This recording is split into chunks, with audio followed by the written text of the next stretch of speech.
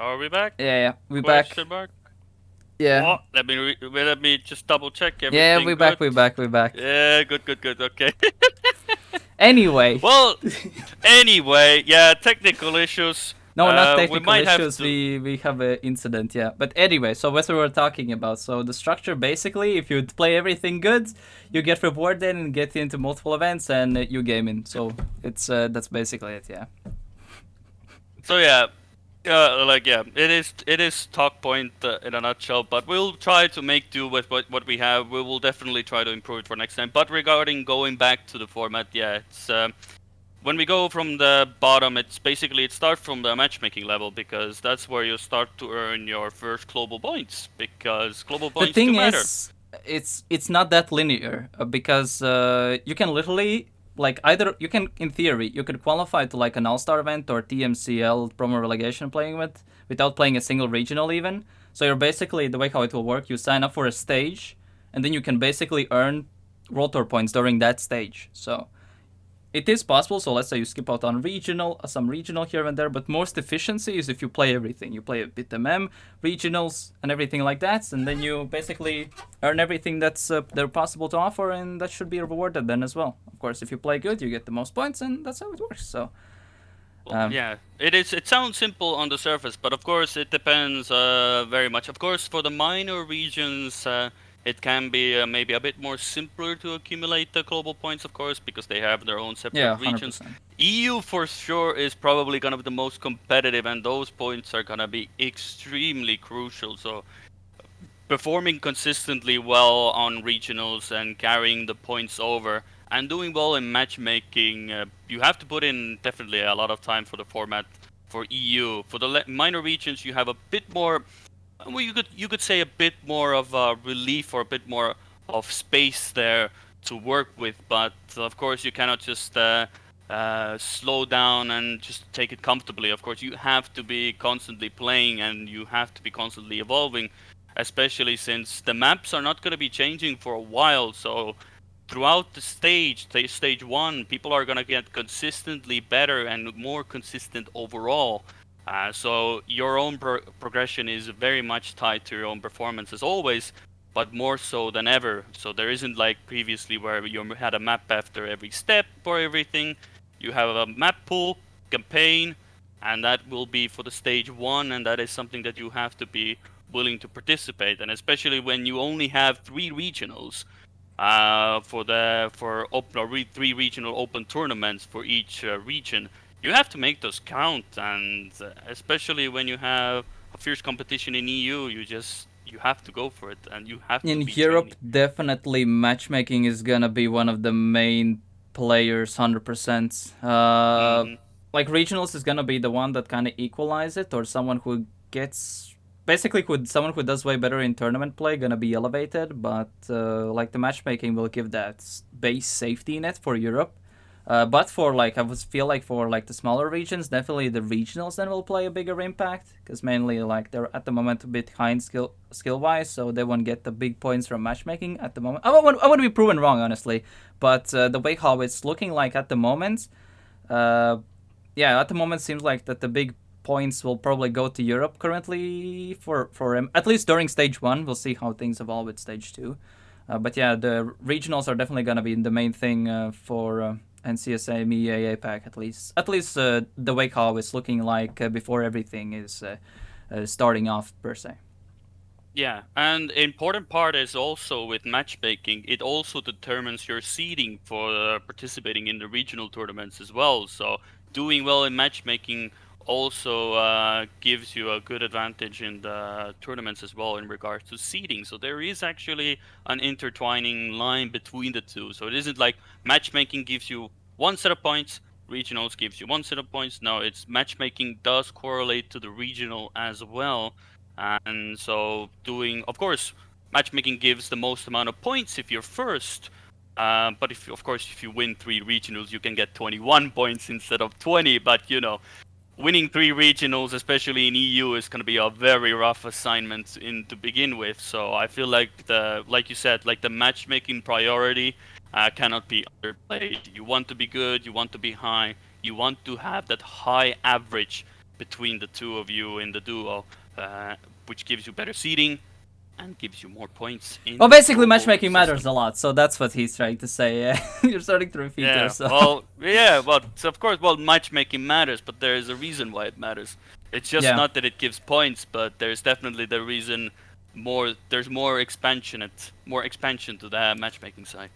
But yeah, the fact that now also like competitive maps and soon also the format itself, which hasn't really been the case in Trackmania before, because it was 3v3 on like the old school team mode. But I mean, at the moment still it is the team mode, but soon it will transition to the actual like World Tour Circuit game mode. So I think it will probably make some things a bit more interesting. I don't.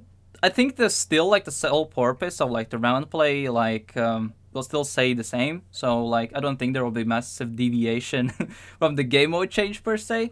But yeah, it will be way more closer. So like doing matchmaking will actually be as a genuine practice, well, which is like completely like new to Trackmania scene, because previously it was mainly campaign maps if you were never at the top, and there was like no correlation with the competitive scene. And finally, it's now the case, and on top of that, you're being rewarded for it. So it's Hmm. literally really, really unique in this situation, and the fact that even before the regional start, it impacts your seeding, like where you're placed in the bracket. As European regionals will, I would say 100%ly, or maybe 99.9%, that they'll be of at least 32 teams, and he'll be played in single elimination. So then the seeding will impact even way more, because if you do play you get like the hopper seed a bit, and it makes the run through the bracket in theory at least way, way, way easier. And it's kind of the same case also for like NCSA, MEA, or APAC, where it's still double elimination is going to be for day one. And yeah, it will start to snowball, because from what I have seen, at least in APAC standings, it's like all the players are really close. So I feel like it's going to be like absolutely interesting how that will end up at least. But yeah, Europe is going to be the biggest, I would say, the do or die region. No, it's gonna be a war zone there. That's for sure. Like if it's just the quantity of duos that we've seen, and from variety of orgs as well. It's insane what the quality is there as well. So it's gonna be very hotly contested. But I feel like yeah, it's just of course you always have the with the matchmaking. Of course you have there has been the topic of the world tour maps of the accessibility to them as well, but I feel like that would be a topic for another time, as still it is in a testing phase and then changes are to be made, so there's no really reason to jump the gun on that. Of course, it would be nice that everybody could train on them, but of course that is a different story. But I feel like still, like as far as I've played them, they're still better than a lot of the black maps. They're just not as easily accessible. But I feel like when people get the time for it, they will enjoy it a lot. And given the format, I feel like, especially since the maps don't change, you're gonna have a lot of time, even if your start is gonna be really bad in the format. Let's say the first regional doesn't go as well as you expected. You have the time to catch up, and once it might be at first a bit more up and down, but later on it will level out a lot more, making the competition even more fiercer than perhaps on day one. Hmm. At least in my eyes, as Well, you I gotta view it. see that you previously like it was like new map every weekend, but now it's like everything together. Yeah, So yeah, yeah. there's gonna be literally an evolution of how people play the map and what's gonna be the meta in sorts. Like what's the Yeah. best like, because some people are still like better on ice maps, so like maps like gyroscope then for them will go as priority. There's like literally your identity.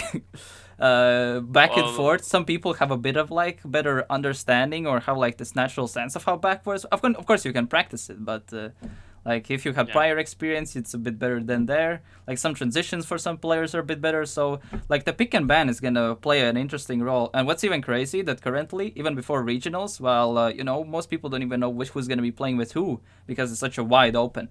Like it was interesting like to see who will play with who for TMGL and TMCL, but now since like the, let's just say, it's so wide open for each of the regions, and people, I know that for example Johan, for TSCCs, I remember he did the times from each team, and to basically, I remember the UK Irish team got like the like full stats, like standard deviations with odds to pick and ban, and kind of that kind of stuff. So I feel like it's gonna be very similar to what some people or teams will approach in terms of pick and ban.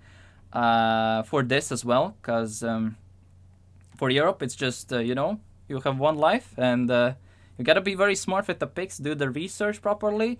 But at the same time, with the research, some people are or some players are keeping their times hidden, so it's like they have this mental advantage then to if they check, oh, these guys look good on this map, but psych, and and they they're better on different map, and they mind game themselves with the pick and ban phase, Yeah, and yeah. Well, that's gonna be a whole there's new aspect of previously it was only for like the top of the scene, but now it's like going to way depths of the in the regionals as well, so it's like a whole new aspect of Trackmania competitive, which is in a good side as well, because I think remember when there was multiplier, like to implement a bit of strategy in Trackmania, like at the time, like it was one of the things that wanted, and I feel like this actually does that. So it's not just oh playing the yeah. game, but a bit like do this pre-preparation as well a bit. I mean, yeah, I feel like the multiplier system wasn't really a strategy. It was more of a gambling. The fact that you had the confidence to go for the higher multipliers, but there was never a certainty that you would get it. But now with the pick and bans and the certainty of the pool, you have a lot more of the genuine. Okay, we can focus on these tracks. We can permaban these tracks. You can already cut down on training time with your pick and bans already and be very smart about it. And I'm sure, yeah, there's gonna be people who are gonna be absolute masterminding the hell out of their Excel sheets and trying to understand what every single duo will do. How do they play? Do they change? Do they have some pocket picks and such? And there's plenty of masterminds behind. Trackmania is definitely one of those games where you have a lot of people with big brains, and some people, of course, are just like, you know what, we don't like this map, we'll just go do well on the rest, and other people are just going through every single team, making sure they have every single bit of the advantage they can possibly get, just to get those more points and to get further and further in the World Tour. Hmm. Well, we gotta see how that does happen, because I feel like it's gonna be very. At first, it will feel like it's like unimpactful thing that much, especially in regional scenes. But I feel like when people are gonna get the hang of things, will feel like how big of a role that plays. I feel like even smaller scenes when there's less teams, so you can actually do more research for your potential opponent, especially if there's, let's say, by the way, how are things looking in each region at least? Like we said, Europe is the do or die. NCSA at the moment, of course, it's based off like some pre-announcements and potential duo ups or something like that. It looks like there's gonna be like 4 or 6 like teams at the top like fighting for the. Of course, like Neil and Exotica is looking in theory as the best one, but I can see like some upsets happening here and there, and for me, EA, it's gonna be, I would say, top 2 is the most popular one, but they're the 3 and 4 teams can kind of also challenge them here and there or cause some upsets. And APAC is just gonna be all over the place, honestly. Well, I have my yeah. Well, for the for the America scene, I have my money on Buckley and Lingo. That's all. That's Nah, all nah, I'm saying. nah. Ain't no way. No, well, that's If gonna be they, I fun. You know, think but they but that is can the fun make. of it. But that is the fun of it. You can have like duos like this. People who want to go and have fun, enjoy. You know, just be part of it as well. Some people are gonna be enjoying the part of it just to give it a shot. You never know. You could go far, and of course, and the same goes with every region. Even EU. Even if you have a lot of competition in EU, you're still gonna try to do your best. Hopefully, have fun. You know, laughs and giggles with your mate and the person you're playing with. You're not only alone anymore. You have somebody to, be in a call with, talk about, and I feel like it's a lot more uplifting and in a way a lot more spirited competition than it's ever been before. And I feel like everybody can enjoy that too. You know, you have that mentality as well of a team in a way. Maybe not officially, maybe you're not under an org yet, but you feel like a little team. You know, working together, trying to do your best, giving it the best you can do.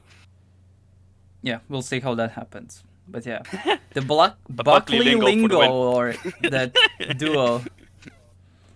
Yeah, that's one of the duos ever. That's 100%. But yeah, That's where I have the money. That's where the money is.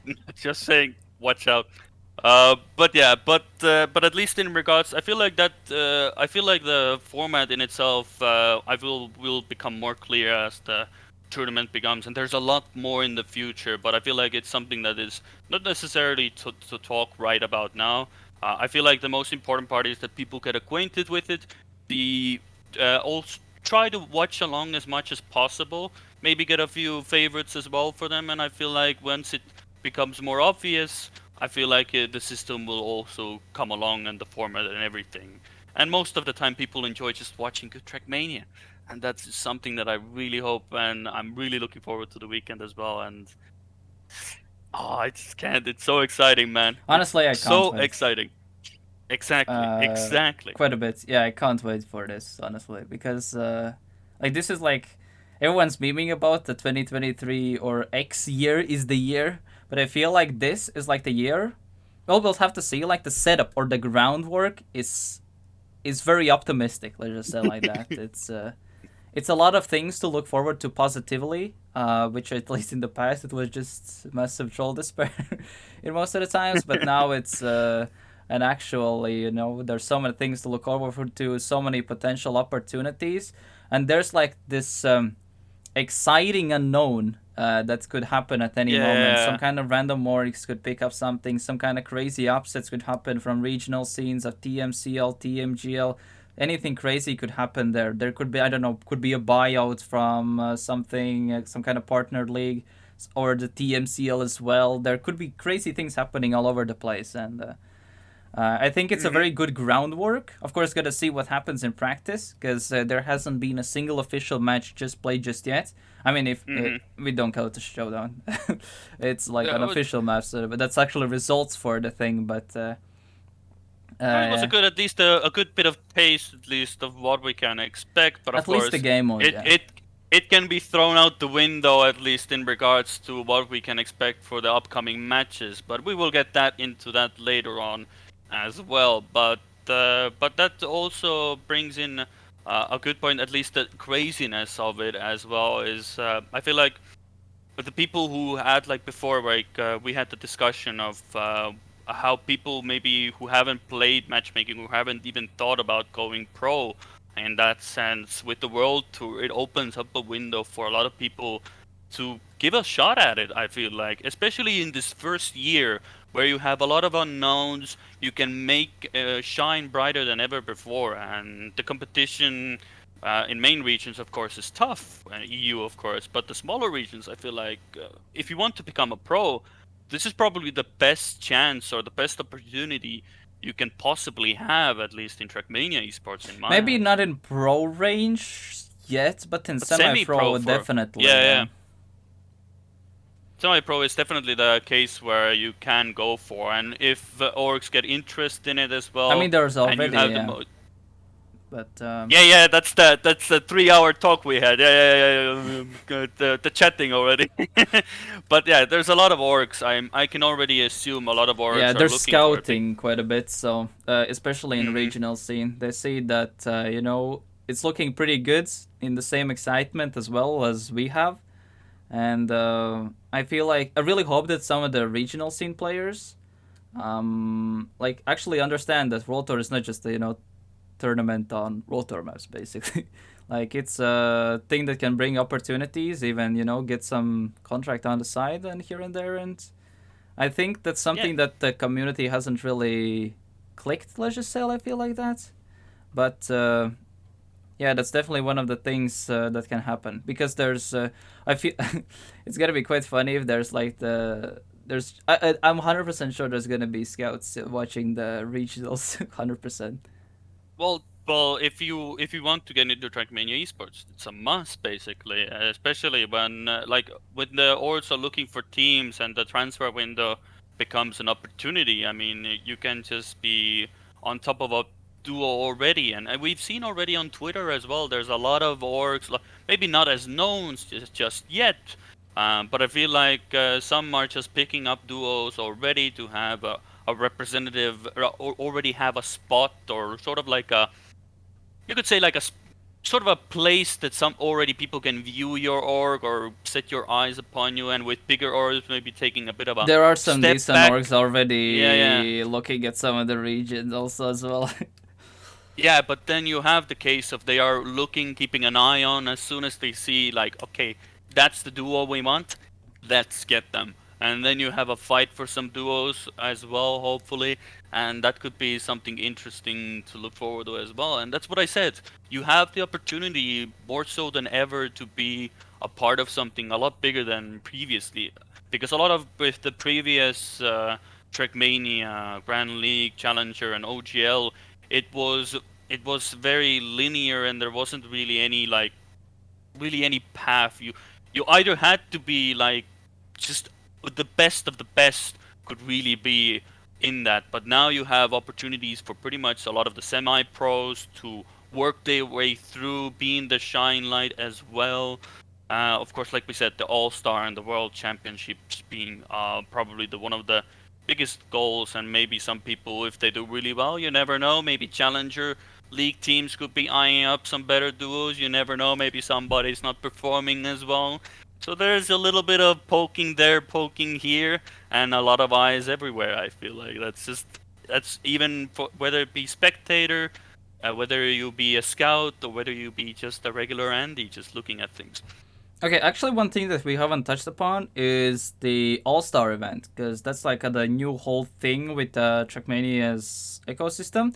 It's like a mini major per se. I feel like that some of the TMGL, TMCL teams won't care as much about it. I would feel like because it's the main thing is like points that you can gain there. But for regional like the teams, because there's number one APAC, number one EU, number one MEA, and number one NCSA get invited to it. Hmm. This is one of the I would say points which makes the whole when we mentioned about the scout thing happening for regional Yeah, scenes, at least starting the regionals, is that this is one of the things where the orgs actually want to be a part of because it automatically puts like let's look at the orgs that we have in TMG, like the G1 Solary Alliance, and you basically have like these kind of orgs or BDS, Carmine Corp, and if you're number one, you literally get your brand next to that. So imagine yeah, like literally being on Kometo's stream or something who streams it. It's like 40k views, and you can literally put your brand next to that. Like it's so much publicity, and I feel like this is one of the kind of things makes these being number one in region after end of each stage so valuable, and one of the main yeah. reasons why such scouting is currently happening. So Yeah, because yeah, like we said, like you said, every region has a spot guaranteed in the All Star. So there is not like teams will be like all the best of the regions will come together and play again. No, if you're the best at MEA, you will best ranked team with the most global points in MEA, spot in the All Star guaranteed. And that is something like and that goes for APAC, EU, and NCSA. So there is something worth going for. It's not like, you get the points, okay, that's it, I guess, didn't get enough points. No, if you get enough points to be at the top of your region, well, there's already a window of opportunity for a lot of people. And like you said, a lot of orgs could get a spot in just already All Star, and where there's a lot of eyes and a lot of yeah, but views that's like already. for the very tippy top. Like The tippy that's top still, yeah, but I feel like minor regions can benefit from that a yeah, lot, 100%. in my opinion. Because if you EU, of course, the competition is hard, as we've mentioned this many times Like I before. wouldn't be But surprised if let's say a team that wins, let's say regional one, could like not even get points in like regional two or something. Like I can see that being as a reality, honestly.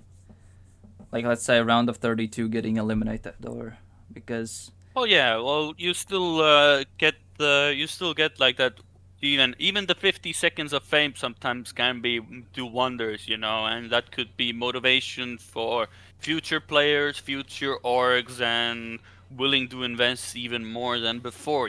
They see, okay, and if results follow that as well, I mean that's just already something to look forward. Of course, we cannot expect miracles right off the bat. There is, of course, Trackmania is still a very EU-oriented esport, but of course, with this ecosystem given time, I feel like the smaller At regions have least definitely before the whole thing starts, I would say that there's only like 3 non-European teams that I could see like be competitive. With let's say use TMCL promo like because that's the one where we're gonna see the most competition between the regional scenes. I feel like Mhm. because it's kind of like a mini major for them. Yeah, pretty um, much. so I feel like that's the part we're gonna see how these regions actually do stack up. In those events, there's gonna be the bottom 2 TMCL, top 8 from the European region, 2 best from APAC, 2 best from EA, and 2 best from NCSA. The way how things are looking like right now, I would say, Yeah. mm, I would say EA and NCSA are currently the ones that could do something. At least the number 1 team could do Hmm. something against like the bottom European teams. I would say, like that 6, 7, 8 kind of thing. But APAC, I think, needs a bit of catching up to do at the moment. But we'll see what has happened. Even in like 2 or I would say, how can I say, maybe in like 2 stage 2, like interesting things can happen. Actually, MEA, I think, is a region that is gonna be a bit more surprising than most people think. Actually, Or what do you think is the best team in MEA then, if you can give an example, for example? mm, At the top of your head, what you can think of.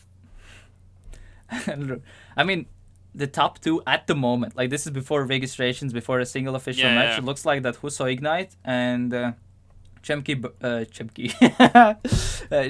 Birdie are looking like as the like the number 2, but Supermax Nalty maybe can maybe do something against that. I'm assuming that they might Mm. be playing, Okay, but okay. maybe Well, someone yeah, else that's.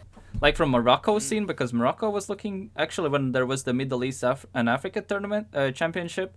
Morocco players were looking as the best ones, and South Africa was mm. like absolutely at the bottom. I mean, you gotta Despite them start having the somewhere. most players, though. But yeah. Well, it's a start of something at least, but I mean, given the opportunity, I feel like once people get to view as well, like we've seen a lot of the players as well. You have mentioned as well. You had, for example, like for the Asia Pacific, like Indonesia, you had the gamingest was one of Mm, the people we were gaming talking games, but before. would be awesome if he does play. But I would love to see him play, honestly. But I don't know if he's gonna take parts. The guy has been improving like crazy in the last few weeks, actually. The guy came from Yeah. literally just barely being one of those people that flexes with author times on Reddit to being I'm not. He was top 10 in campaign for a bit, but I think he's top 30. So basically, it shows that he can do something pace wise at least. Hmm. But at least has the potential doing because let's just say APAC players are kind of all over the place a bit. Like they literally cannot like don't play campaign, don't play ranked, and randomly be good. It's very weird.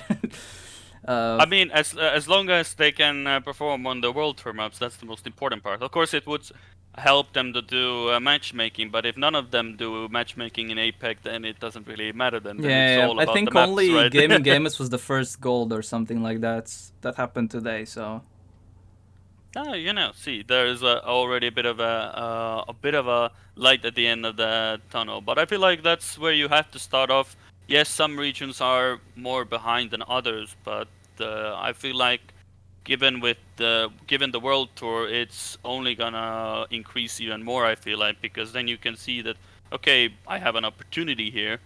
Then you can go and grab it as yeah, well I if feel you like want to go one for it. major thing when I feel like most people mention APAC, they immediately think of Asia, but actually the eastern side of Russia also can take parts, and the oceanic scene. So immediately Australia, New Zealand Hmm. is there as well. Yeah, yeah. I feel like when everyone says APAC, it's like, oh, it's Asia. But in reality, it's like eastern side of Russia that has Neuro, Tiger Shark, SQLC, Ratium, Haytone, some people who come to mind who are from that side. Then you of Hmm. course have OCE scene. Like the New Zealand Yeah. scene is way more, I would say, competitively a bit more oriented than Australian scene. I would say at the moment. I mean, previously, like a couple months ago, there were people like Winky Face, Grizo, Fiddy, Simply Nick as well. I think if he can, bit practice like even if he just plays through the maps, he immediately can be like up there as well. But New Zealand scene, I would say, is looking a bit better if we don't count Mada. At the top of OC scene, Planetary Goose, Baywak, Sved, J-Swag, like those kind of people. And I think if they could like create some duos between each other, like I would think Hmm. that they could actually be better than the actual Asia players. I mean, yeah, of course you have. There's a lot of names that cannot participate, but probably the biggest name in Asia is Min, of course. But Yeah. I'm sure as soon as he returns, a lot of people are gonna be eyeing to be a partner with him. Yeah, but gotta see how So the yeah, scene develops till then as well, yeah, because yeah, yeah, it's quite a lot of time definitely. as well. Because Hmm. his military service ends in October 2023, and this like it's there's some people like I said, gaming gamers for example. Like the guy improved from a guy who was like barely getting altar times to being top 30 rolled in campaign kind of thing in just during 2 weeks. So put that to a scale of 9 months with an actual competitive ecosystem with a bunch of like perks, bonuses, and I would not be surprised if there's like a player to the same skill caliber like being at the time when he basically comes back. So Yeah, that is definitely like throughout the entire year. Like we're gonna have stage 1 and 2, of course. Of course, stage 2 will have different maps, but stage 1 will in throughout the entire season that we will see. I feel like a lot of people will get a lot more motivated, and with the first season laying the foundation for everything, whether it be competition wise, motivation, goals, orgs, transfers, everything, the groundwork will be set and people will say, okay, there we go. I can see like the region can be okay, maybe not free, but in the sense that I have an opportunity to go there. I've improved a lot as well throughout. I feel confident in myself, and why not give it a shot? Like APAC is there's gonna be nothing to so fun to lose. watch because there's gonna be like 8 teams that are giga equal to each other, and it's gonna be like massive math random. I feel like.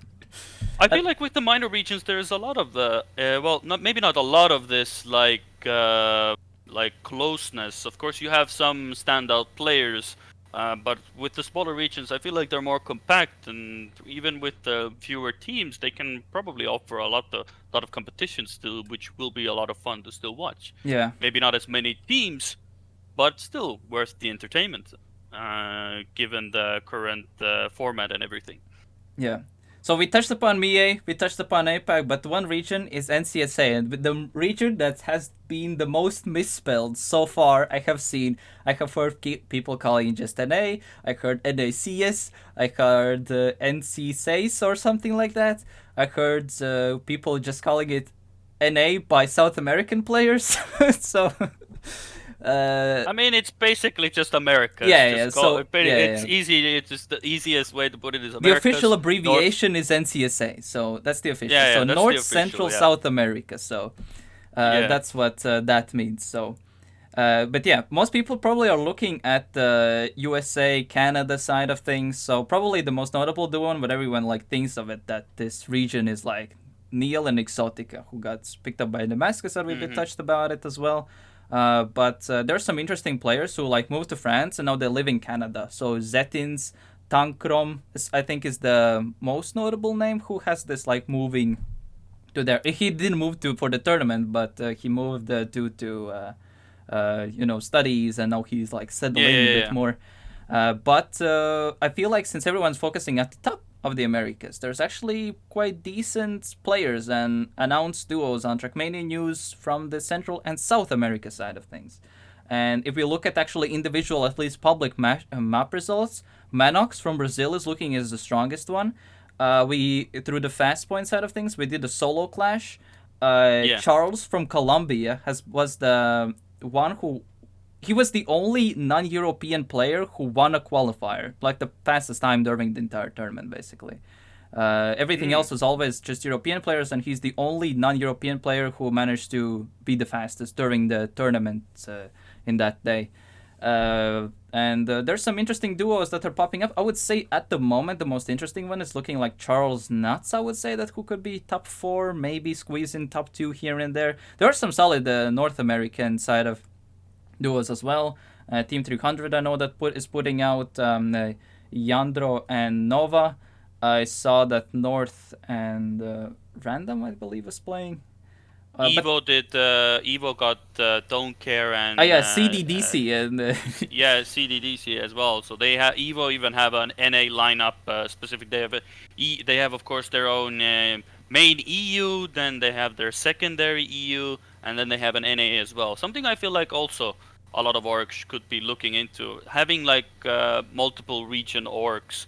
Like maybe dipping into a bit of everything, perhaps maybe Solid Foundation in one region and dipping into a bit of the others as well. But for the North Central South Americas, like even when I've played country championships, like I've always like when you have, especially when you go up against Chile, it's probably one of the nations that you always have a very high team with good players. Has always been like I always remember Chile has been a very good team. Usually in country championships, so it's always like all of these South Americans teams have a lot of, especially you have Brazil, Argentina, Chile, and you have, of course, you have Charles with Colombia, and all of those Uruguay intermingle as well quite. has a bunch of players. I believe there were like 3 or 4 pre-announced duos that had Uruguay players in there. Currently, the best player from there is Rookie, but everyone else is very similar in terms of performance. Mm, Arar El Pesto was one of them who was kinda here and there. I think he got top 8 in one of the solo clashes as well for NCSA as well. So there are some names here and there that are also from the bottom side of things, but yeah, the whole like before everything registered, I feel like the whole NC or like at least half of NCSA is just gonna be Team Air, like Air 1, Air 2, Air 3, Air 3, Air 4 or something, because most of these players just play together under this clan environment, play together, and they kind of have this experience against playing each other most of the time. I mean, like, but that's why the rule change is probably the best decision. Allow the teams to still compete. I mean, to have Yeah. multiple teams from many orgs because it still gives a lot more competition, and in the end, it's a good competition between all the duos, and the best will just get through, and you will find through the all of the seeding, you sort of find your best duo out of everything. You know, maybe you have the best duo as number one, but perhaps duo number three is going to be actually the best one out of all of them. So, you know, like there's a lot of this mechanics, and I feel like the fact that a lot of teams are more incentivized now to put more duos out there and to compete in the tournaments, I feel like creates a good competition, whether it be within the org themselves, of course, or whether it be like regionally, you know. I'm sure like the South Americas have their own beef and their own like competitions between it.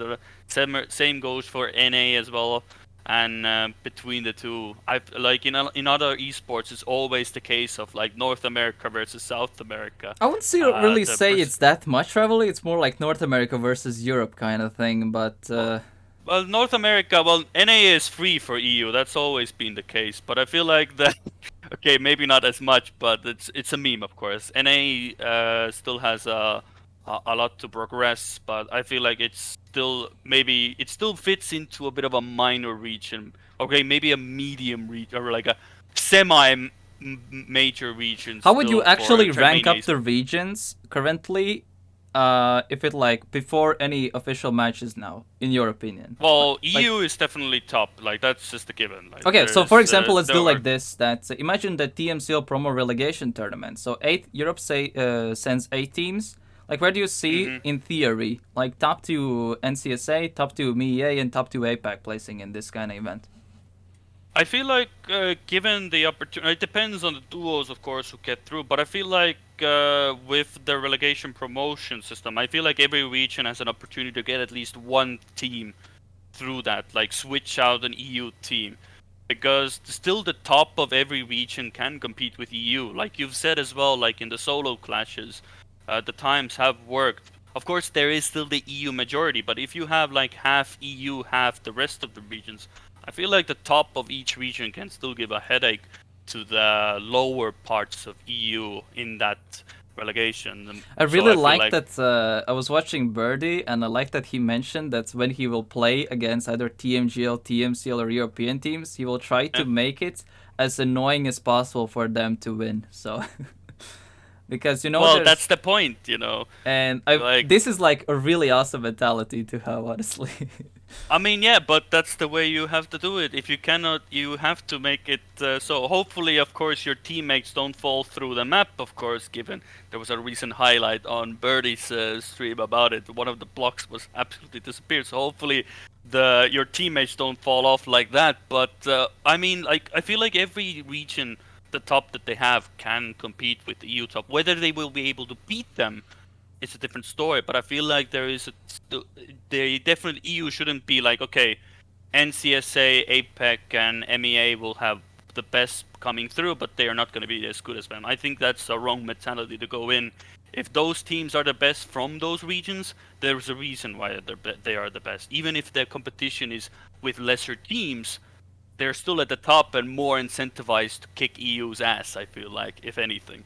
Well, at the moment, like before anything is started, I would say that at the moment, with like any zero official match experience, I would say that there's only like 3 non-EU teams who can challenge like the bottom, like 6, 7, 8 at the moment. I would Mm-hmm. say APAC currently has a bit of catching up to do, but I feel like they can do something against like North America number 2, like number 1 APAC team. Like maybe they can do something against MEA number 2 or NCSA number 2.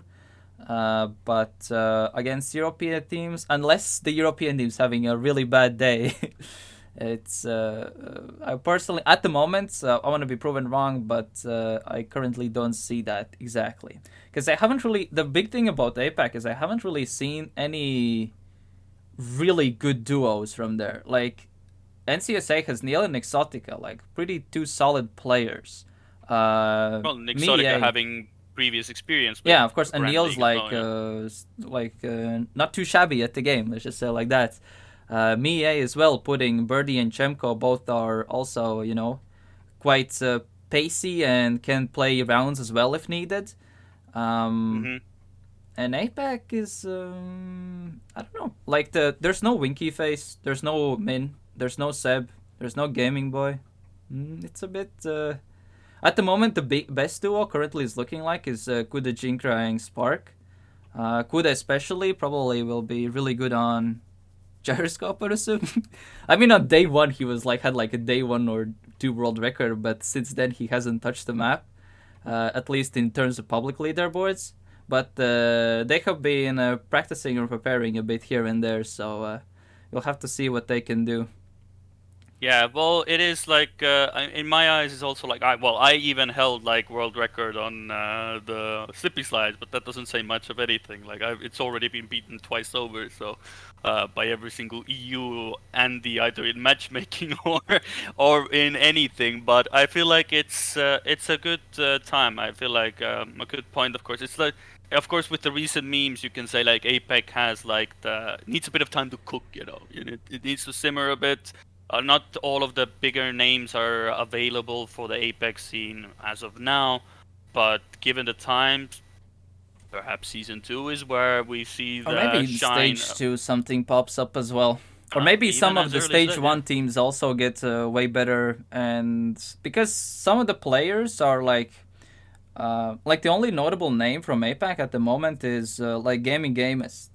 Everyone else is starting to be set in some specific place, and we'll gotta see how everything evolves. Kimi as well starting to get a bit better in terms of pace and consistency. They announced the duo that he'll be playing with Pixels as hmm well. Pixels is Yep. actually a unique case. The guy was born in United States, has a Turkish passport, but lives in Vietnam. So Mr. Worldwide right there.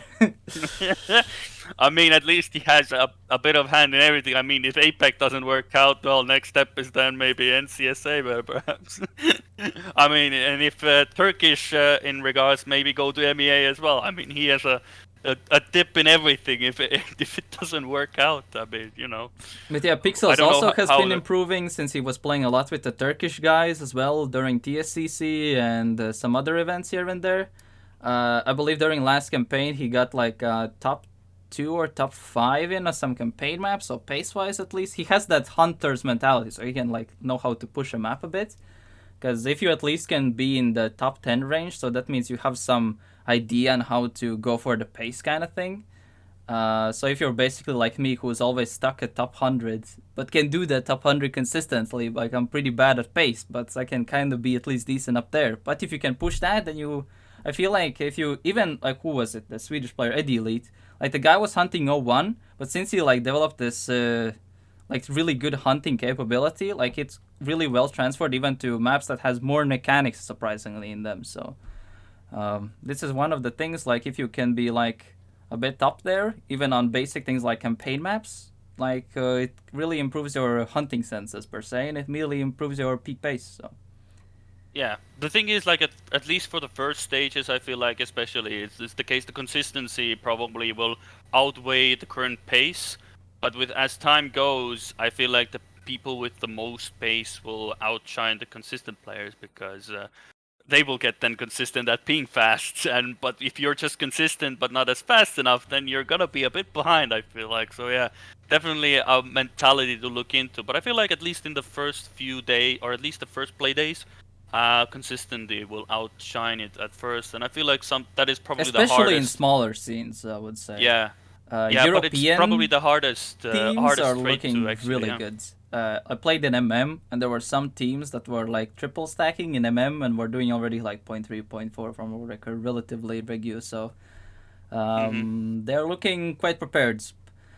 But would be awesome we see the same thing from like MIA and CSA and everything like that. But we don't have regions as well. We have also the TMCL, TMGL as well exists. So Yeah. and TMCL will not be starting this week, but it will be starting next week. But TMGL will have a super week this weekend, and Mhm. since it's gonna be played in Legendary League play, so every team will play against each other. There's gonna be one match Yeah. per team every weekend, except there's a super week, so there's two matches during this weekend, one on Saturday, one on Sunday, and Mhm. so we're gonna be starting off with new system, new everything like that, and can you go through the matchups and we'll see what they can do and speak about the duos and what could be the expectations, because currently TMGL and even TMCL is looking pretty stacked. I Like mean, it's so hard to rate any team so far. It's so hard to say. it's insane. Like we every season we say it's more stacked than ever before, but it is more stacked than it's ever been before. It's literally like that. And with it's just of course with currently everybody's cooking offline. Times are just of course the biggest online players have been big with Granadi and Massa. They have done a lot of practice online. They're definitely the And most public. yeah, Definitely. yeah, but there's definitely more cooking like Yeah, 100 behind the percent. scenes. The online things is what they do is one thing, but I feel like they can be a lot faster. Like it's just online presence is there. It sort of like sets the pace, at least gives some of idea what times to expect. But given at least the first matchups and in the first week we already, or the first play day to be more exact, there's a lot of spice to come, and especially the first matchup probably is a bit of an interesting one as well. It's gonna be the glass cannon of TMGL ITB going against Mr. Consistency team BDS with Afi and Aurel as well. So ITB, of course, with Mime and Elkon. Yeah, That is the that's first a match interesting to matchup. start us Yeah. off. So basically, pace versus consistency is your first matchup already. I feel like. Like, what do you think? Like, is like the do you think the consistency will also be important in TMGL, or you feel like that glass cannon pace will outshine currently at the moment? I would say that the identities definitely are way more consistently doable comparing to like previous seasons. So I feel like it's gonna be way easier for most teams to be consistent. Also, the way like the pick and ban will definitely play a bigger role here. Mm-hmm. Like, what do you pick against? Or like, what kind of map types go better? Like, also, like ITB was called as the keyboard abusers team. So, like, you have I keyboard mean, they versus well, controller kind of thing as well going on. So, I mean, I'm looking forward to when Sinners and ITB go against each other. It's yeah, gonna be it's like the full keyboard youngsters versus keyboard experience squad. So Yeah, like it's gonna be a good one as well. But I feel like it's a good thing. But in regards to like overall like the matchups, of course, currently like looking at anything, it's just impossible. I feel like the best thing at the moment is I feel like Big, for example, probably got some of the best draws. the fact that you get like Solary early on, because nobody has any clue what the picks are gonna be, what the bans are gonna be like. If it's just gonna be a blank slate when we go to the first play day. Even when you see the first play day, the picks and bans, you cannot really go by that because they could just switch you off on the second play day, and you're like, well, I'm caught. Your pants are pulled down, and you're like, well, we're screwed. But of course, a lot of the TMGL, of course, know all the maps, but you're gonna have people permabanning a lot of the things. So it is gonna be an interesting dynamic. How there's gonna be picks and bans are gonna be chaos. I feel like in the first 2 days, it guaranteed, in my opinion. It's definitely very close. Like it's so like you can't really predict who's winning. Like that's the thing. Like there's no idea. Like there's no public match times except from Oh, you have Big, and Big, that's it. ITB, have Mime and Elkan have done Mada, and Mada has done more openly on stream. Then I've seen a few times by Gwen and Binks, but they don't really seem representative, so there's nothing to go by. So you only have like Big, ITB, and kind of Alliance in a way, like the three teams that have sort of shown like some of what we can expect, question mark. Not necessarily, because again, It's quite vague though. everybody's it's so vague, because offline everybody knows it's been a tradition as always. Offline is where the world records are, where the pace is at. Tricksters, there's probably a lot of things that we haven't even seen yet that they have come up with. There's just like, you might as well just toss a coin, and I feel like we have better chances to pick the winner that way than anything else. Like, it's just it's completely wild, and Challenger is not an exception in that regard. You look at the duos. Exalti, I have Link and Miquattro. Schweineheim have Barbos and Ratchet. Sprout have Scrappy and Dexter, and much more. Like, you have Vosal and Skandir in an alternate attacks. Like, it's just insanely stacked. It's incredible, and that's not even this week. That's next week, and it's just so much that will go on there. It's amazing, and especially the big match will that PMCL already has. I feel like puts the big names already together. Scrappy and Dexter versus Vosal and Skander in the match of the day, as Nadeo and the World Tour have deemed it to be. But yeah, it's gonna be definitely like it's so exciting because you don't know how it will end up. It's not like in LEC where you can let's say Koi is S tier, Fratic G2 A tier, B tier. Like it's like you can pre-predict like who will be first, second, third, fourth, fifth kind of thing. Like here it's like everyone is on the same level. I mean, if you manage to predict I will say, like, if you manage to predict the winners of the first play days for TMGL and TMCL, just go buy a lottery ticket at this point. The chances of you getting every single match right is insane, because you have, of course, we can go through the matchups just to give a bit of an idea. Like the first play day, ITV versus BDS, as I alluded to. Then you have G1 versus Alliance, Gwen and Binks versus Soulja and Mada. Just already in. Yeah, it's Okay, just no idea who to predict. Yeah, It's you not a have clear Karma. pick at all.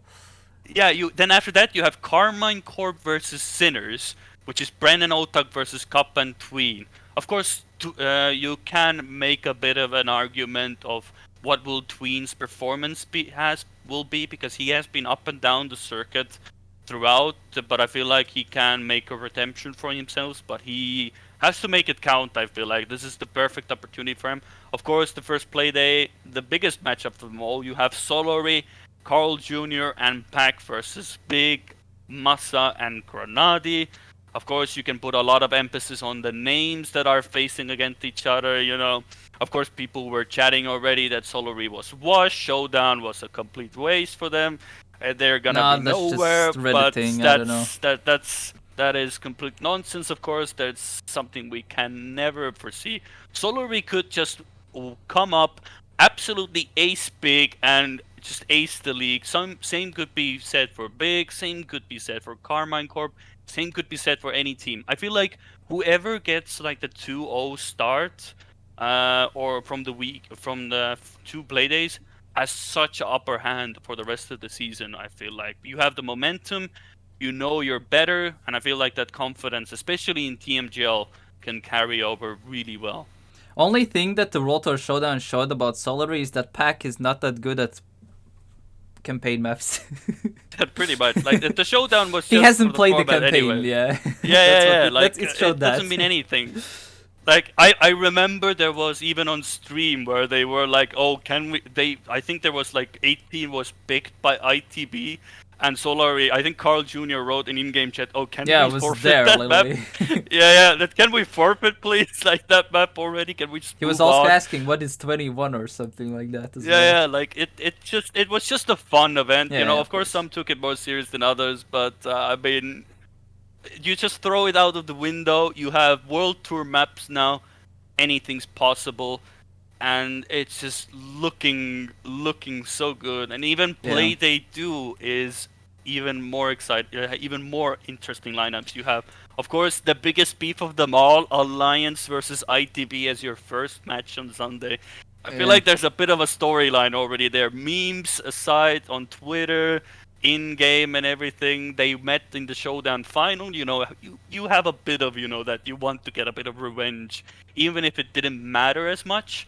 I feel like Alliance wants to get a bit of an upper hand on ITV this time, in the last case. And Solary, BDS, Big Sinners, Carmine Corp versus G1, just Yeah, it's gonna be. absolutely What's it insane. with this is gonna happen is that literally every single weekend there's not gonna be, oh, this is kind of obvious, like, and it will make it like, oh, Yeah, I know what will kind of happen, kind of thing. But it's not due to the format; it's just due to the whole ecosystem being so close. So, I think this is one of the things that I feel like Trackmania was massively lacking, and since most people really just wanted to see how the best players compare against each other to see how they, hmm who is the best, and but now in this structure, which team is the best, and it will definitely make every single weekend exciting because usually like group stages and most things are kind of boring because you can like pre-predict what is, oh, okay, this team is better, or it's like it's pretty obvious, and then you just check out back, yep, I was correct, kind of thing.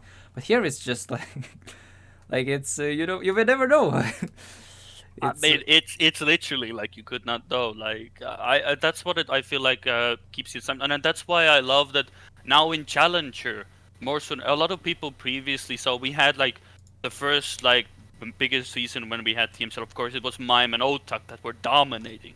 Last season it was Soldier that was dominating. This season, can you tell me who's gonna dominate? Ain't no way, man.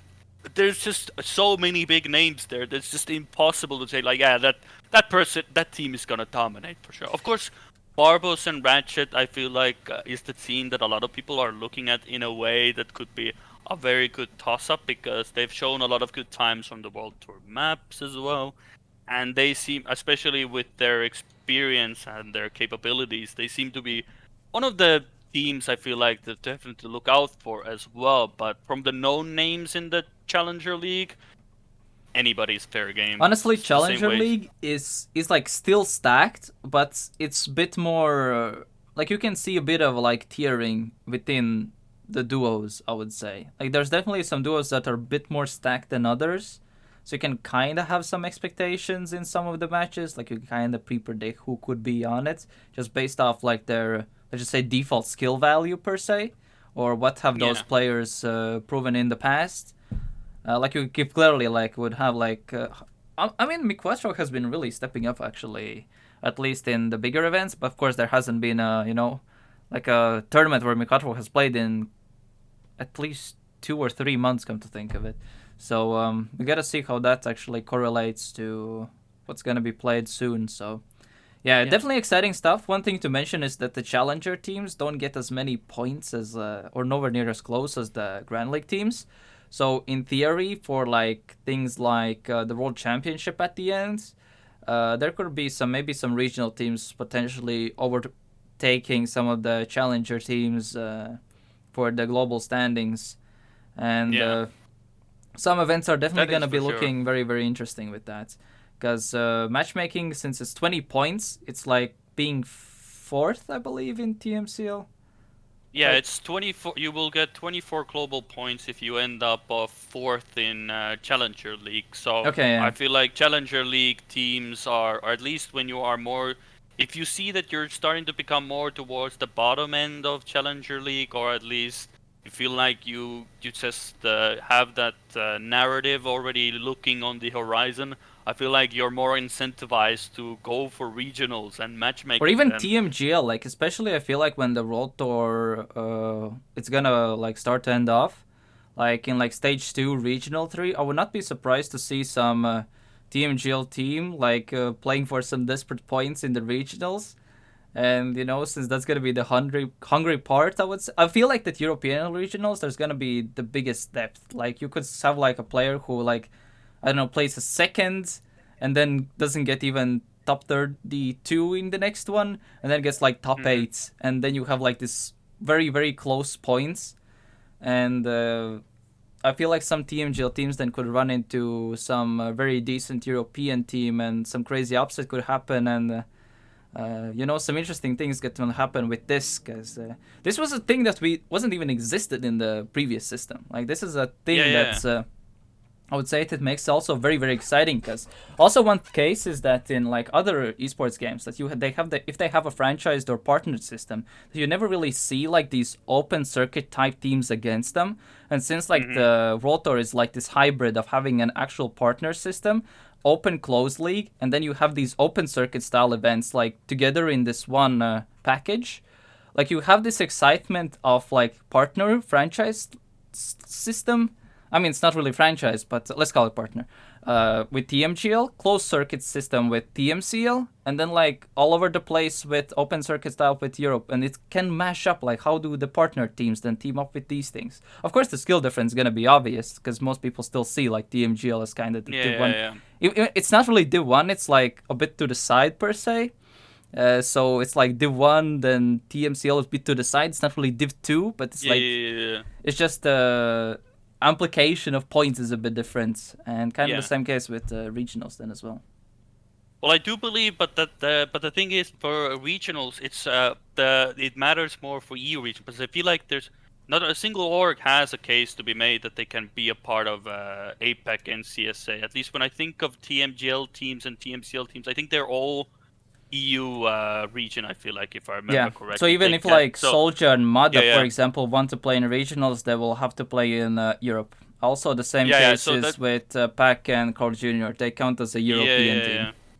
So that means that it makes the regionals, the earlier you get on those regionals, the better, because if Challenger League teams or Grand League teams see like, we want to be a part of that, it makes it the EU region even more spicier than before, and maybe not as annoying, but it will be so stacked in EU. It's unbelievable, and Hmm. the intermingling between like the your semi pros versus the pros together in a regional. Imagine that. You never had that possibility before, but now more so than ever for that to happen. And you could even put your name out there. Maybe you beat the Challenger League team like 1v1. Imagine that. You put that statement down in a regional. That would be insane. Yeah. Like, that would be kind of crazy. I feel like that could be interesting news because previously, if it like it's like a third party casual event, if like a TMGL player or a TMGL duo lose to like let's just say non TMGL team, then Hmm. it's like, oh yeah, no, it's like a fun event, but you know, since it's like an official thing, it's you know, it's like, you know, they just lost. You know, it is what it is. I mean, it's a best of 5 at least, so there's at least some valuable match to be played. So it's not like it's just I don't know, just one map and they get I don't know crash out 4 rounds and get upset like that. But Yeah, yeah, yeah, well, for sure, yeah. But the thing is, like with TMGL and as far as I know, there is no limits. Like TMGL and Challenger can join regionals yeah, without any, because they are collecting global points as well. So it doesn't matter for them. And regionals and matchmaking are one way to gather points as well. yeah. This So was the even for thing that example, I mentioned about yeah, desperates in case things happen before yeah, World yeah, yeah, Championship. So they get yeah, that's squeezed into the definitely. main event. kind of So thing. that is the most important part as well, because all points are up for grabs. Of course, if you win Grand League, you get 150 points and you are swimming in global points, of course. But I mean, That one still, you point will can. gonna mess up someone, definitely, I'm for sure. Yeah, but when you think about it, like Solja and Mother have been actively playing matchmaking together as well, so they could do a Also bit of for a regional switcheroo. seeding, it matters as well because Yeah, like it yeah. doesn't matter if you're a TMGL or challenger team if they take part. Like the seeding for the Hmm. brackets still gonna be based off matchmaking. So Yeah, if we touched upon that in the format as well when we were we had talking a about it network as well. incident, yeah.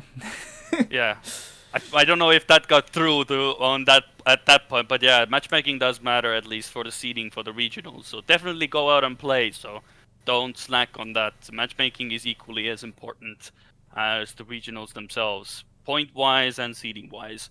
But it is something worth looking into, and intermingling between different teams is going to be interesting. I do wonder if there is a lot of this. Of course, it maybe is not as popular in Trackmania, but teams like playing against each other, screaming. Of course, we don't get to see it, but I have, but I I oh, you have, have. yeah. Okay, so that of course I saw recently that Massa tweeted something about this. Maybe not as much on the higher levels, because everybody wants to keep their own strats and everything. I But I feel actually like the for the screaming. regionals have seen scrims more. I haven't seen any Mm, of the TMGL TMCL. I'm just aware that yeah. they are like there's this weird tier system. It's like happening where like TMGL teams are playing with some TMCL teams and most regional teams are just playing with other most of their region teams. I Hmm. have seen some interesting cross region matchups already in some scrims.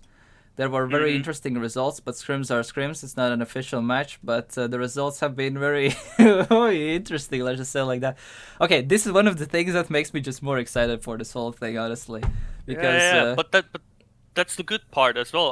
I could see like for example Massa and Granadi scrimming with Ratchet and Barbos. They're not in the same league, but imagine such a scrim. They could learn from each other. They could share. They could find like strats from one another. I mean, it's. I feel like the intermingling between TMGL and Challenger is not explored enough. There's possibility to scrim with these teams a lot, I and feel like they're not gonna there's be not in gonna your be league. Yeah. sadly. I feel like what's gonna be a bit of a gatekeeping thing is the fact that TMCL and TMGL do have like the normal versions and regionals have the easy version, so you don't really get as much scrimmage between like TMCL or TMGL and the regional teams. I feel like. Hmm. Um, I don't know how that could like end up in long term, but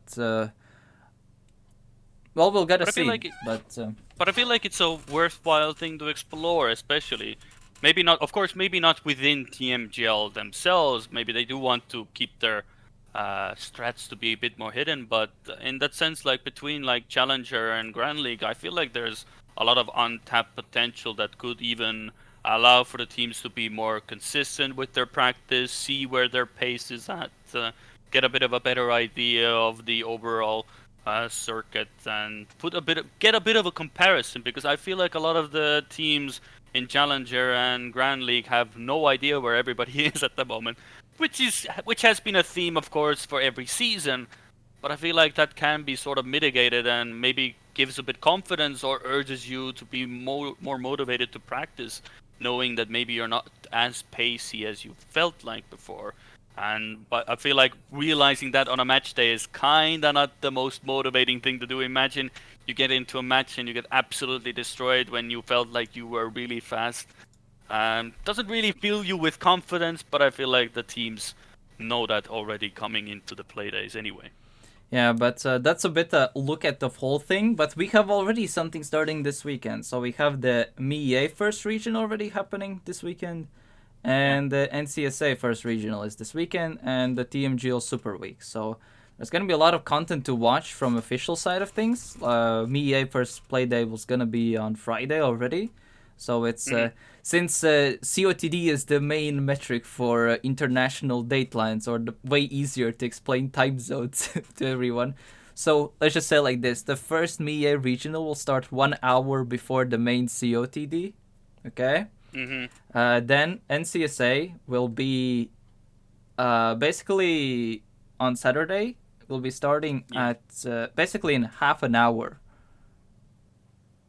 from now if it So was yeah. on Saturday. So Yeah. Well, that's the with the Middle East and Africa MEA, the change was quite recent as well uh, because I understand at least in that region usually Sunday is considered to be the start of the week it's usually, basically in or most something. regions. Yeah. Everyone, I feel like Turkey and South Africa and Morocco don't have that much problem with that, but rest of the regions do have. So in that, so Yeah. that's why the But I change feel was like it done. makes sense because on Friday it is like sort of still after work time, so Yeah. or at least the general usual 9 to 5 job if you have one after work day. So I feel like it fits really well, and you can already get a bit of a taste of the World Tour already on Friday. You know, get a bit of an appetizer going, and Mm-hmm. then the main course of TMGL, of course, and then a sprinkle of NCSA as But yeah, it's gonna well be on top quite of that. packed in a sense. So Yeah, Saturday is yeah. gonna be the first 12-hour day in the World Tour. So there's gonna be, Mm.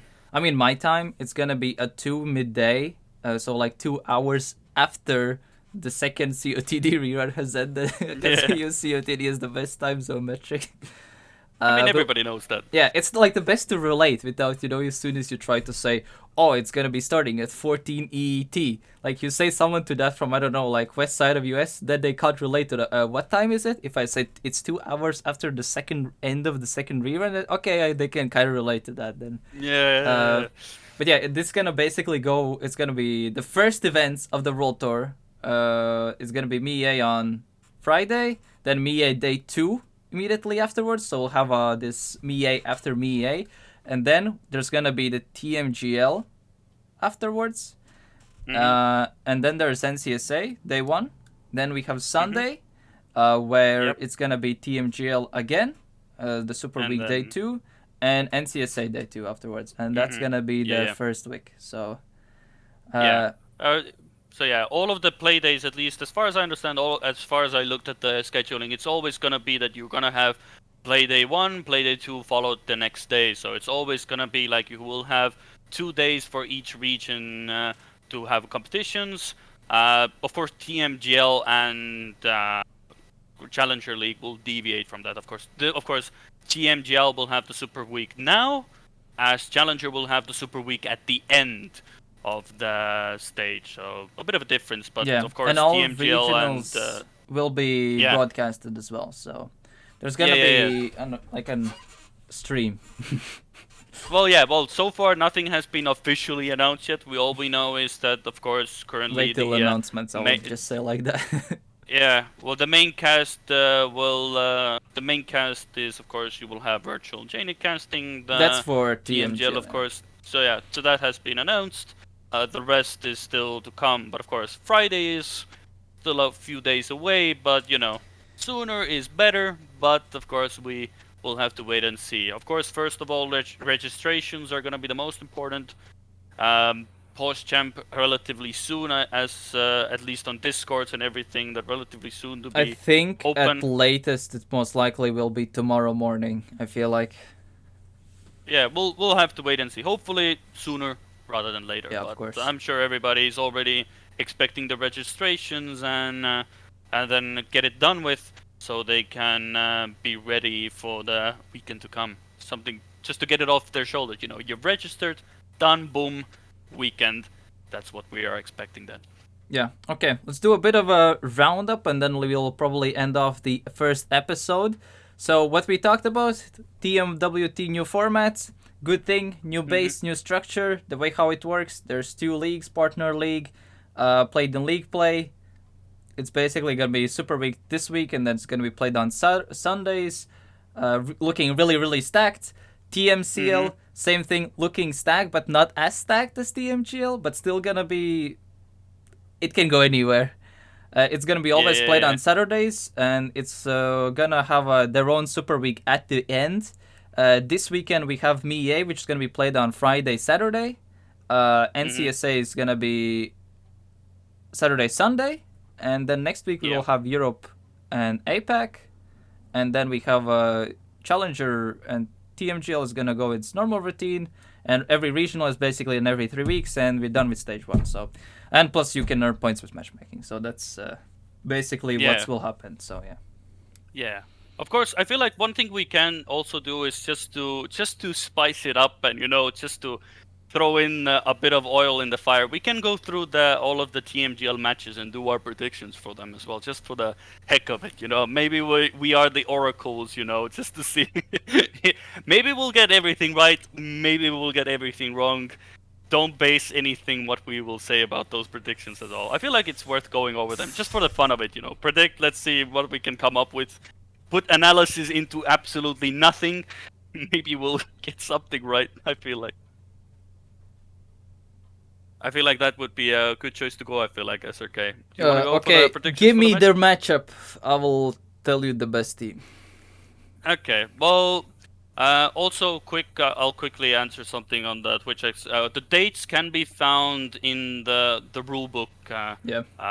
For the website. If you go to Trackmania.com under Esports and open the rulebook, you will find the dates for the regionals, with the exception of for the first play days for the day 1 and 2 for MEA. I think the rulebook has not yet been updated for that. That is on Twitter, but it's basically the same but one day before. So just to give you a bit of information on that part. But actually, predictions. But one thing to add to that, Trackmania Discord has added the events thing, so you can literally just I'm interested in event, and it will notify you when the event starts, and it will give also the broadcast link and everything like that. So I recommend checking that. It's quite nifty. Discord, Trackmania.com, Twitter. Twitter, of course, is whatever. Predictions. Okay, give it to me. Let's give up the info. People want to look up things. They're interested. Just people are Google excited, it, man. Everything is in the rulebook. It's okay. It's in the rulebook. The casual meme. But okay, predictions. First matchup that we will get on January 21st. ITB BDS. Who do you got, SRK? Why did you ask me that? Like, can't you start? Like, I have on my notepad. I have every single prediction done. My money is on PDS for the consistency. I feel like Afi and RL will be able to be more consistent at the maps.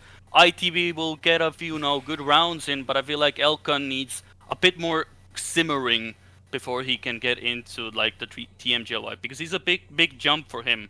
The problem with me is that, I'm kind of within the ecosystem, so I can't really take any sides. I think it's best for me to not take any sides.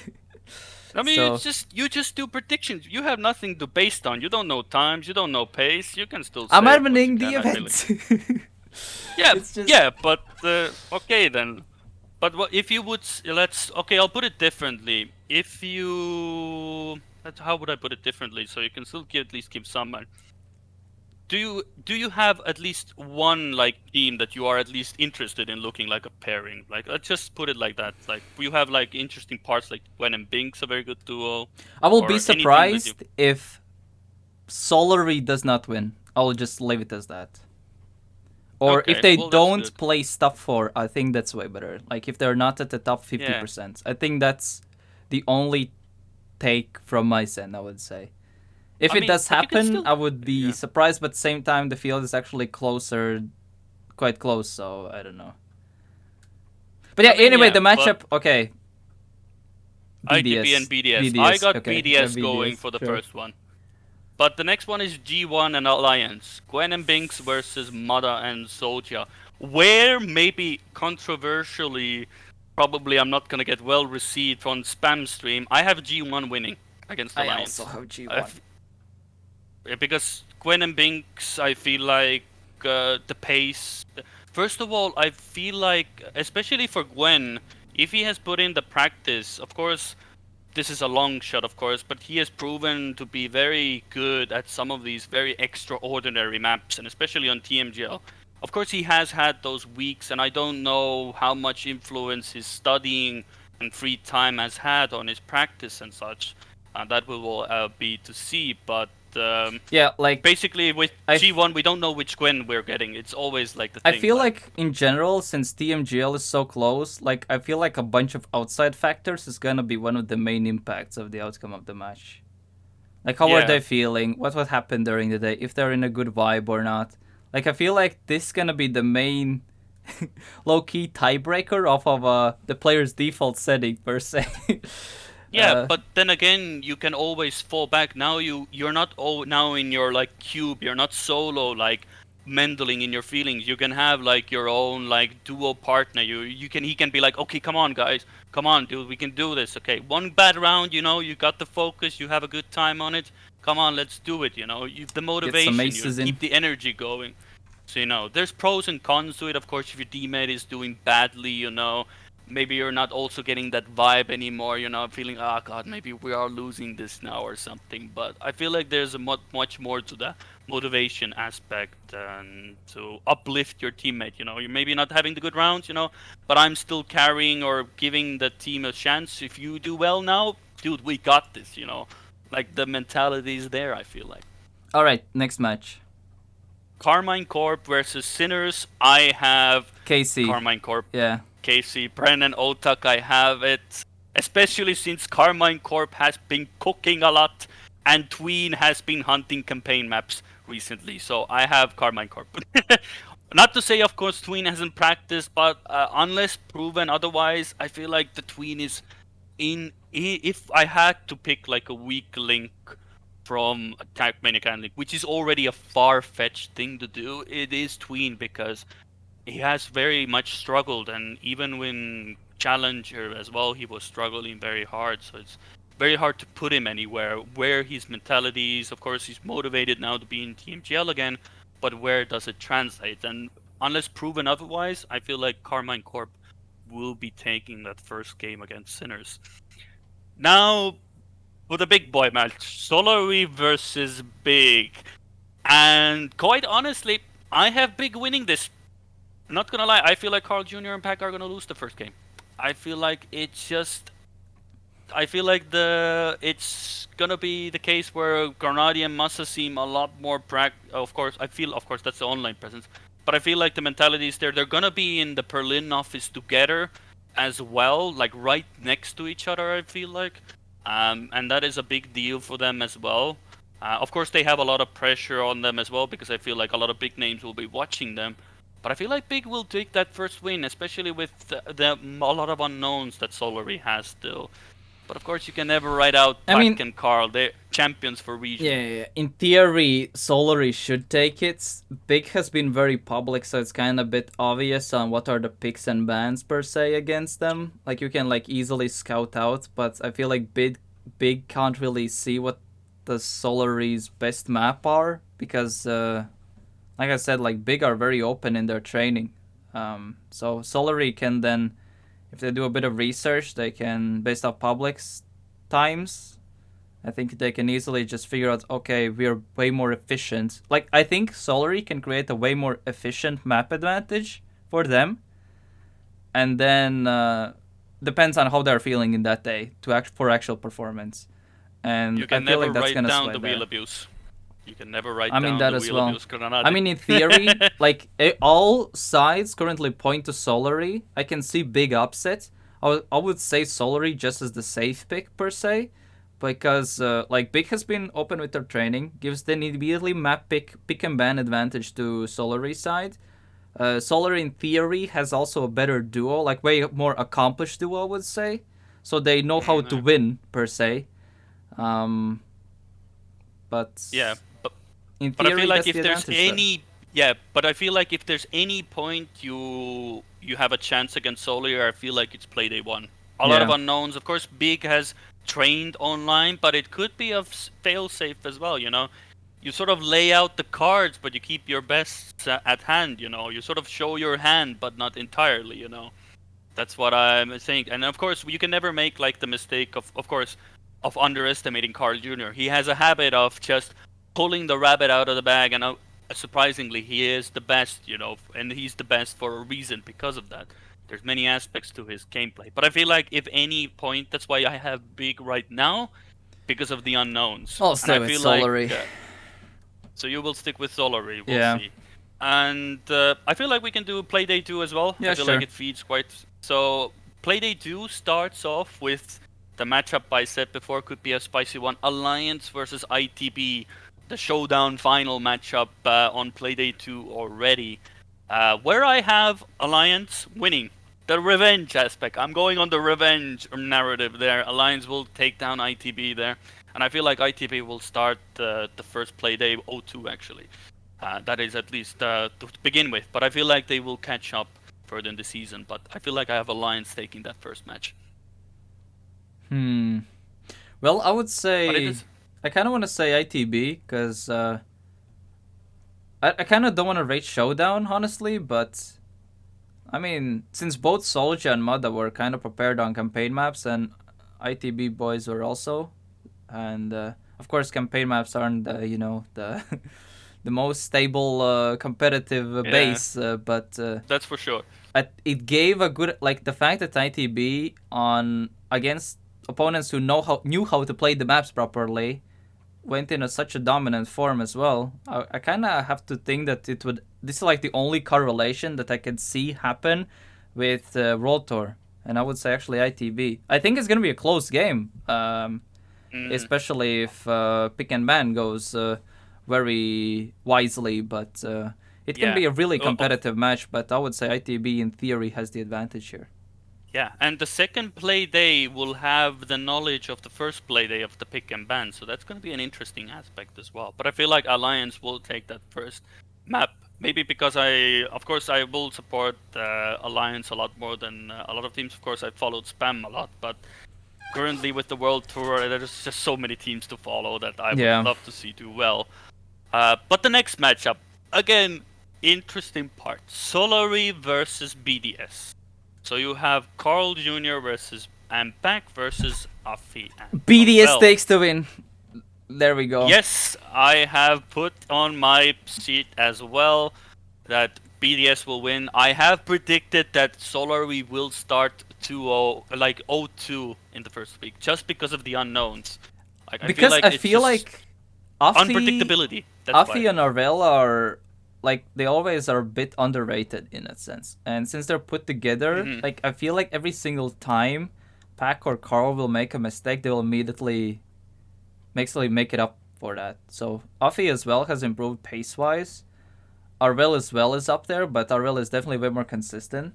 So I feel Hmm. like Arvel is definitely gonna be that. He's gonna be Loki like the safety net player. I feel like of the duo. Hmm. So as soon as there's a bit of saving happening from either Carl or Pac, I feel like Arvel is just gonna be there who will just cash in on that minor saving or a mistake that happens from Solary, and all those like these minor things will kind of give that advantage to BDS at the end of the match.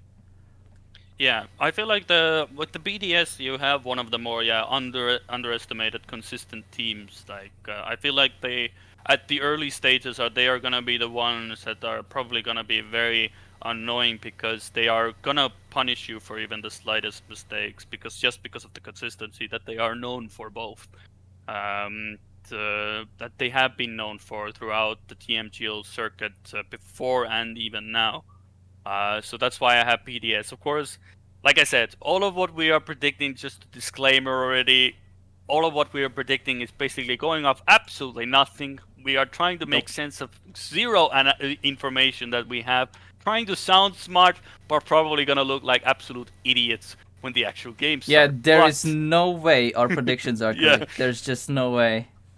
I have. I'm gonna at least hopefully. If we get them right, that would be insane. But but that would be sheer. I'm probably gonna buy a lottery ticket if I get that right, though. But I there mean, you ain't wasted no all your way. luck on that pick already, so what are the odds Yeah, that it will happen probably. again? Yeah, probably. Probably that's the case. But next match, we have two more before we have the predictions on Big versus Sinners. Interesting matchup, kind of in a way. Of course, it will depend on what maps they arrive. Mm, But again, I feel like this one is to me is still big. It's just so hard to predict, right? It just all depends on. I feel like Sinner's performance solely defined by Tween in that sense. I feel like then I want to around believe in that, Tween. I've always believed in Tween, but just the recent things, man.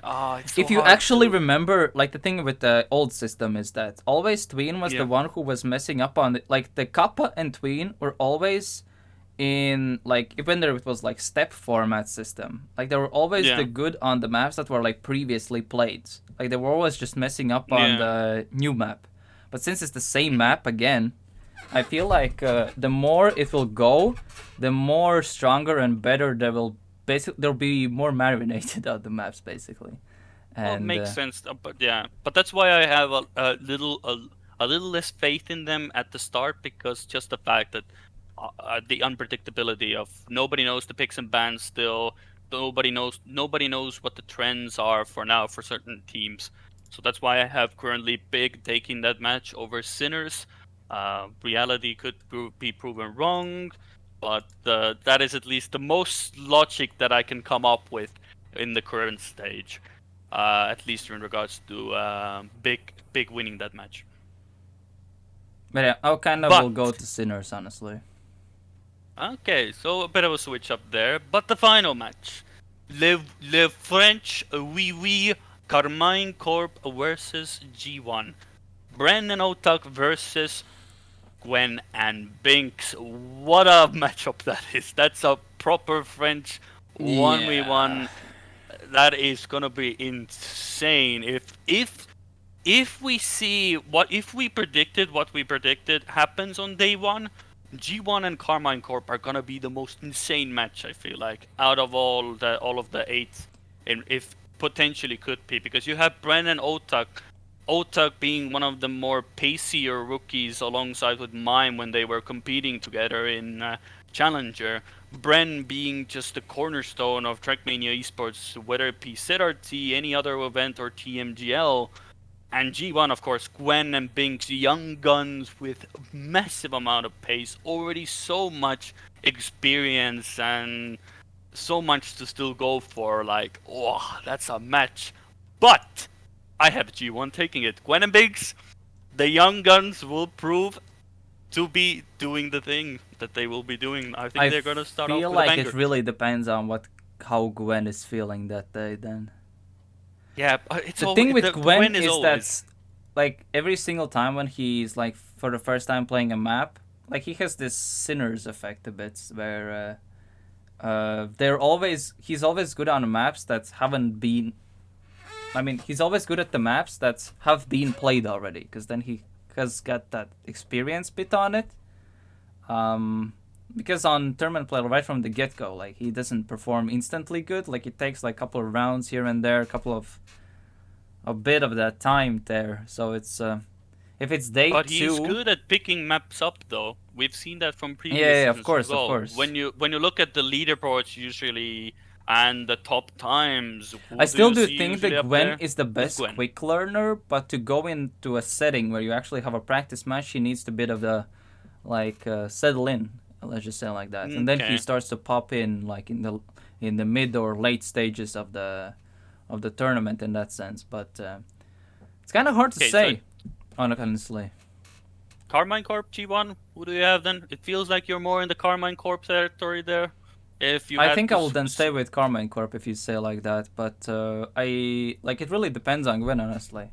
Like Binks, I yeah. feel like it's just gonna be like Binks has always set the standard that like his deviation is not that big, but Gwen's deviation is like this, but Binks is like way more structured, I would say. Pinks is definitely from previous TMGLs is the one to deviate less. Yeah, Gwen is a lot more up and down. The maybe not the glass cannon is not the right term, but definitely a proper cannon at best, but without gunpowder, shooting blanks at sometimes basically is what Yeah, Gwen is probably good to be summarized. But that but is all the predictions no, not for the that's not TMGL. all. There's also the MEA and NCSA. So who do you think will be winning the first regional for MEA and NCSA? I have no clue, man. I'm gonna go MEA Birdie, Birdie and Simcoe. I have Okay. money on Birdie and Simcoe, and NCSA. I feel like at start Exotica Neil. Easy lap, easy predictions. I mean, those are the No obvious spice ones. there.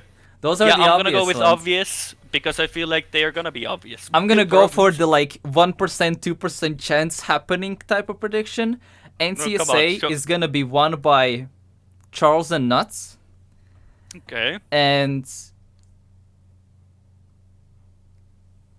MEA? MIA is gonna be won by Huso and Ignite. Huso and Ignite. Okay, so you're gonna say that Huso and Ignite are gonna beat their counterparts, Birdie and Semco then? I said my odds are 2%. I mean, still, 2% is there for a reason. No, we'll see. We'll see. I I mean, mean, they are if not you if zero, you so. yeah, if you pull it off, you're the mastermind. If you don't, well, you should have gone with I the mean, yeah, obvious, of Neil, course. Nixotica, and Birdie Chemko are kind of like the obvious picks, but I really want to see Yeah, yeah, some yeah. diversity happening and some.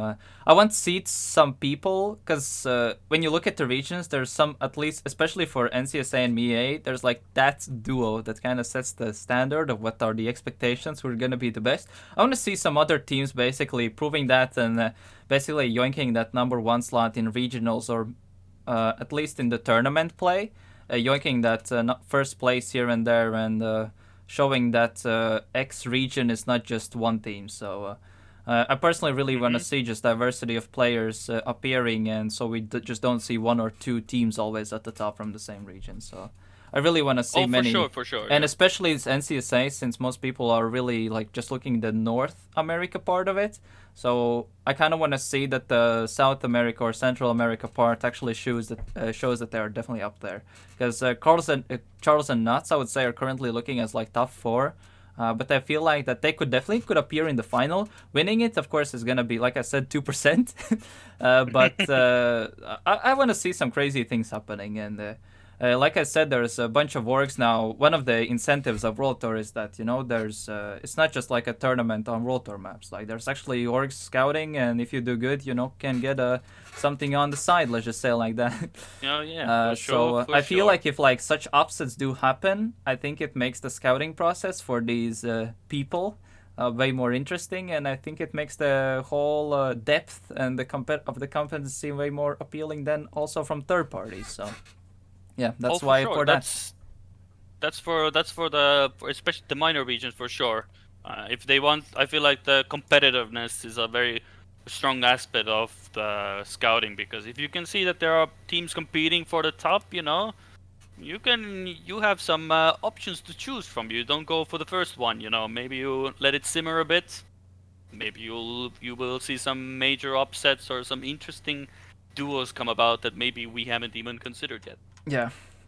Maybe there's even gonna be even a team that's I wasn't even aware of potentially. Maybe even not winning, but squeezing into top four. Like for me, since I have been like following these non-European scenes basically since the start of the Mm-hmm. game.